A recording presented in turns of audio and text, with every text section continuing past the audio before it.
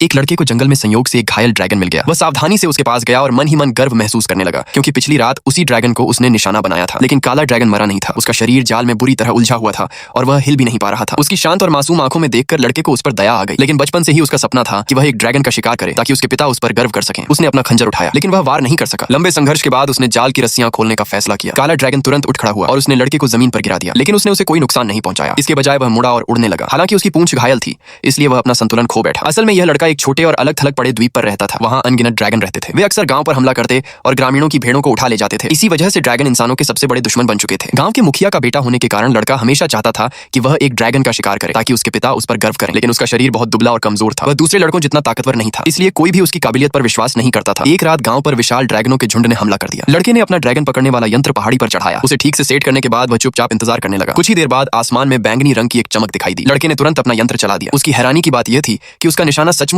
एक विशाल ड्रैगन पर लग गया। वह खुशी से झूम उठा। उसने अपने पिता को समझाने की कोशिश की कि उसने एक ड्रैगन को मार गिराया है, लेकिन उसके पिता ने उसकी बात पर विश्वास नहीं किया। अगले दिन लड़का जंगल में उस ड्रैगन की तलाश करने निकल पड़ा। जैसा उसने सोचा था, उसे वही विशाल ड्रैगन जाल में फंसा हुआ मिल गया, लेकिन वह उसे मार नहीं सका। उसने उसे आजाद कर दिया। लंगड़ाते हुए जाते काले ड्रैगन को वह चुपचाप पीछे पीछे देखने लगा। एक लंबी और संकरी गुफा से गुजरते हुए वह एक छिपी हुई जगह पर पहुंच गया। उसने चारों ओर देखा तो जमीन पर ड्रैगन के कई शल्क स्केल्स पड़े हुए थे। वह उन्हें ध्यान से देख ही रहा था कि तभी काला ड्रैगन अचानक वहां आ गया। खुशकिस्मती से ड्रैगन की नजर उस पर नहीं पड़ी। लड़के ने अपनी नोटबुक निकाली और काले ड्रैगन का चित्र बनाने लगा। तभी उसने देखा कि ड्रैगन की आधी पूंछ गायब थी। अचानक उसके हाथ से पेंसिल नीचे गिर गई। आवाज सुनकर ड्रैगन का ध्यान उसकी ओर गया। ड्रैगन ने तुरंत उस लड़के को पहचान लिया जिसने उसकी जान बख्शी थी। लड़के ने ड्रैगन की आंखों में जिज्ञासा देखी। उसी पल उसे एहसास हुआ कि सभी ड्रैगन बुरे नहीं होते। शायद इंसानों और ड्रैगनों के बीच का रिश्ता बदला जा सकता है। यही सोचकर उसने काले ड्रैगन से दोस्ती करने का फैसला कर लिया।